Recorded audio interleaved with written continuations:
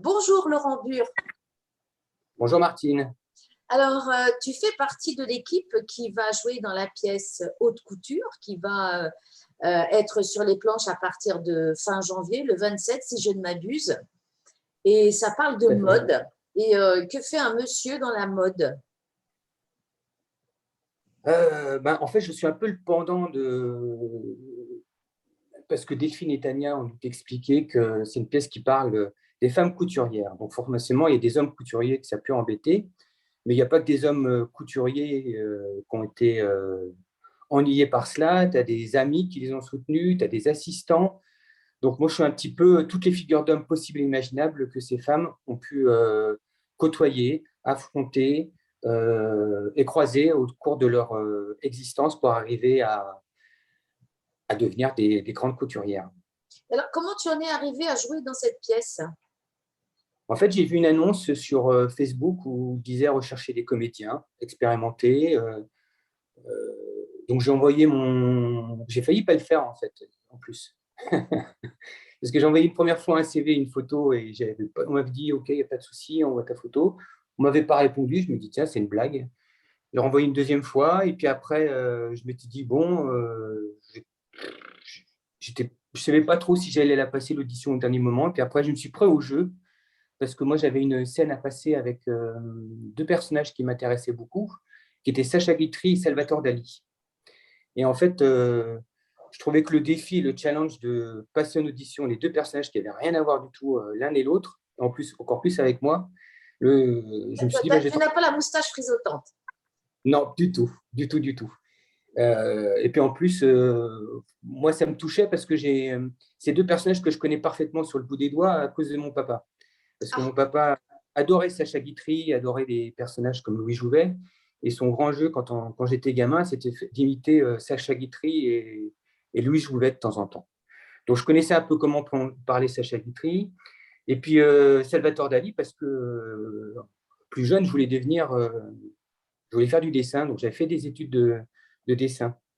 Et mon père, qui était fan de dessin aussi, quand on est allé en Espagne, on est allé visiter tous les deux le musée de Figueras, consacré à Gala. Avec la Rolls-Royce, avec à l'intérieur un jardin. Ce musée est extraordinaire.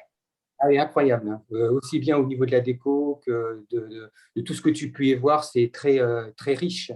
Donc pour moi, c'était un gros clin d'œil à mon papa. Donc j'étais content de le faire. Puis comme je continue à le faire, c'est encore plus agréable. Parce que toi, tu es comédien à l'origine. Je suis comédien, ouais, c'est ce que je voulais faire. Je voulais faire des études de droit comme mon père, parce qu'il était devenu avocat fiscaliste. Et puis à un moment donné, en fait, je suis au lycée. Par amour, j'ai commencé à faire du théâtre. Pour épater Tu as attrapé le virus. Ouais, je suis tombé amoureux du théâtre, mais à cause d'une jeune fille, parce que j'étais amoureux d'une jeune fille qui m'avait expliqué que j'étais incapable d'exprimer des émotions. Et donc, pour l'épater, je me suis dit, je vais m'inscrire dans un cours de théâtre et je vais lui montrer que je suis capable de le faire. Bon, ça l'a tellement épaté en disant, je ne m'attendais pas à ce que tu fasses ça, que finalement, elle me dit que c'était trop pour elle. Mais moi, il m'est resté le théâtre et je suis tombé éperdument amoureux de ce théâtre-là. Donc, après, j'ai pris des cours privés et puis je suis rentré dans une école nationale qui s'appelle la Rue Blanche à Paris. Euh, En France, tu as trois écoles nationales, tu as le Théâtre de Strasbourg, le Conservatoire, et tu as la Rue Blanche qui a formé plein de grands comédiens, qui est une école assez particulière parce que c'est une école qui regroupe tous les corps de métier du théâtre. Tu as les machinistes, tu as la lumière, tu as le son, tu as l'écriture, l'administration, la scénographie, les costumes et les comédiens. Et tous ont été regroupés dans le même lieu qui était au 21 rue Blanche. Et alors, tu as touché aussi aux autres métiers du théâtre? Non, en fait, le seul avantage, c'est que quand on crée des...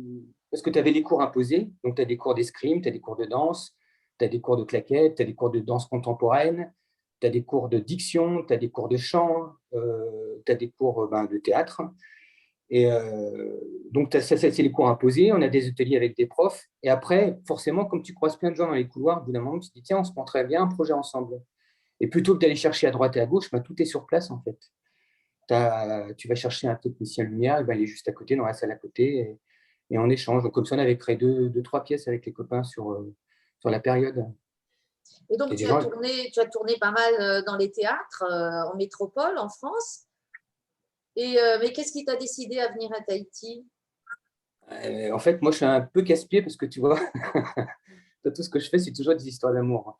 En fait, j'ai eu une séparation après une histoire de vie de 30 ans et j'ai décidé de changer complètement tout. Donc, je suis parti ici à Tahiti en me disant, bah, je ne connais pas du tout comment est-ce. Je vais repartir à zéro, je vais essayer de me retrouver, savoir ce que je vais faire de ma vie, rêver à nouveau. Et puis, je me retrouve à monter sur les planches et à faire de la haute couture avec des super partenaires. Alors là, tu vas interpréter beaucoup de personnages, si je ne m'abuse, parce que c'est votre lot à tous. Oui, Parce sauf que Coco. je crois savoir qu'il y a 23 personnages. Oui. Et donc, toi, les hommes. Moi, j'en ai 9. Ah oui, quand même, hein. J'en ai 9 sur 8 scènes. Et tu t'y perds pas, ça va? Euh, En fait, la chose la plus dure, c'est pas tellement de les. C'est facile, en fait, de. Enfin, ce qui est facile, c'est de les différencier. Ça, c'est pas le problème. Après, ce qui est difficile, c'est quand tu as une scène, tu dois changer, tu as 30 secondes pour changer de personnage, parce qu'en plus, c'est une pièce qui parle de haute couture avec des costumes, avec beaucoup de costumes. Je ne sais pas si on t'a dit, il y a à peu près 100 pièces de costumes à peu près. Moi, j'ai 9 costumes différents. Et quand je dis 9 costumes différents, c'est pantalon, chemise, chaussures, des fois j'ai Cravate, des chaussures. gilet. Donc, tu as 30 secondes des fois pour changer un personnage. Tu rentres simplement pour faire un petit personnage, tu ressors et tu as encore 30 secondes pour changer un. Donc, c'est ça qui est le plus difficile à gérer, je trouve. Parce qu'il faut trouver le bon rythme, voir où tu peux gagner du temps, préparer ce qu'on appelle la régie en coulisses.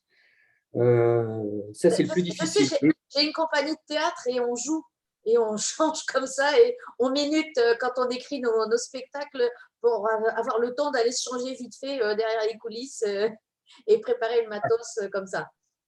Et c'est un cauchemar, C'est pour hein. ça que quand j'ai eu Delphine l'autre jour qui m'a dit que vous avez, enfin, c'est vraiment un exploit parce que vous avez des changements de costume à faire à une vitesse incroyable.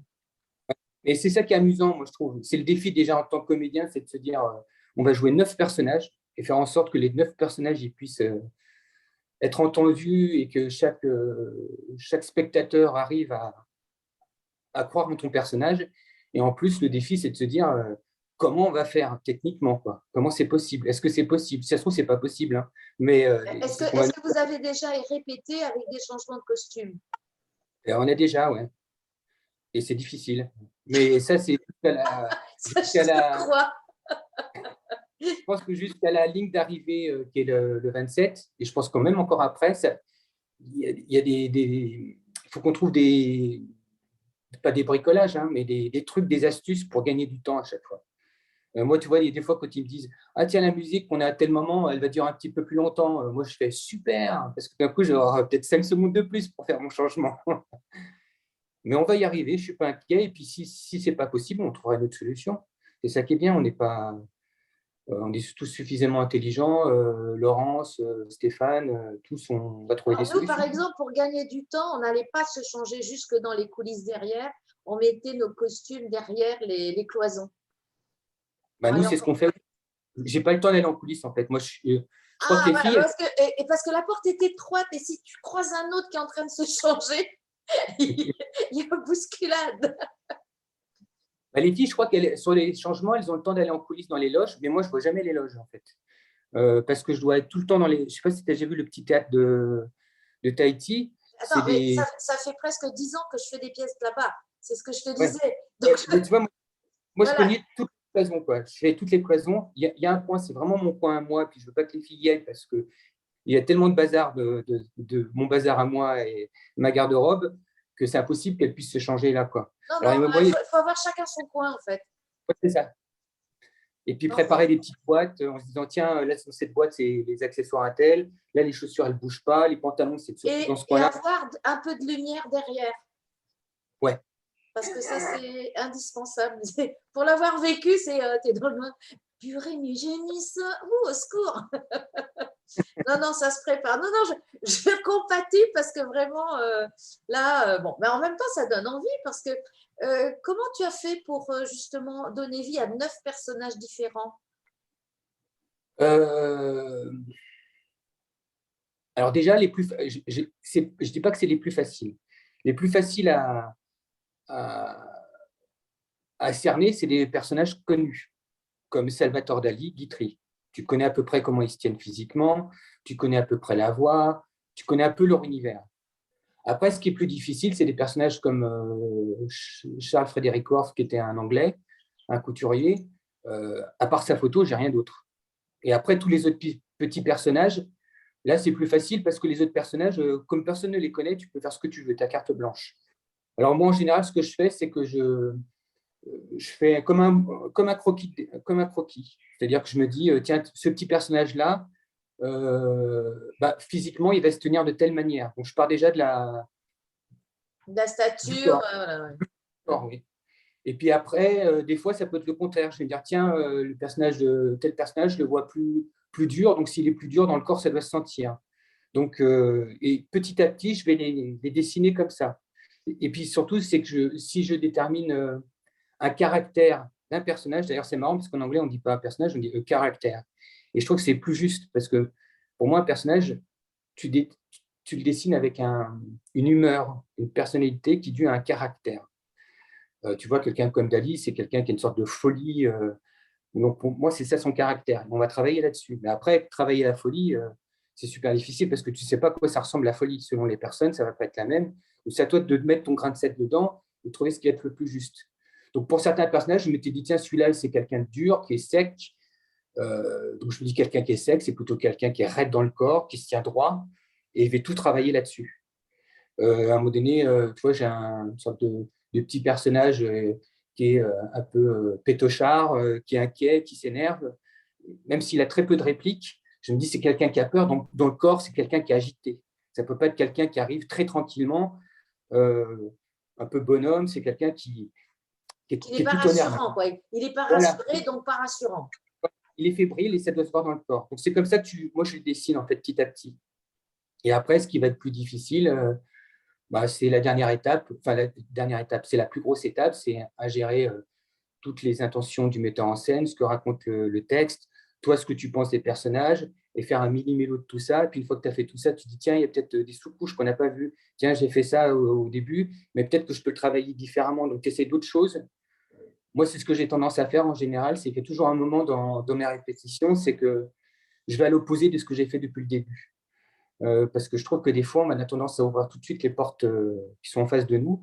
Et à côté, il y a peut-être des petites portes qu'on peut ouvrir qui sont plus intéressantes et qui vont t'aider à enrichir le personnage.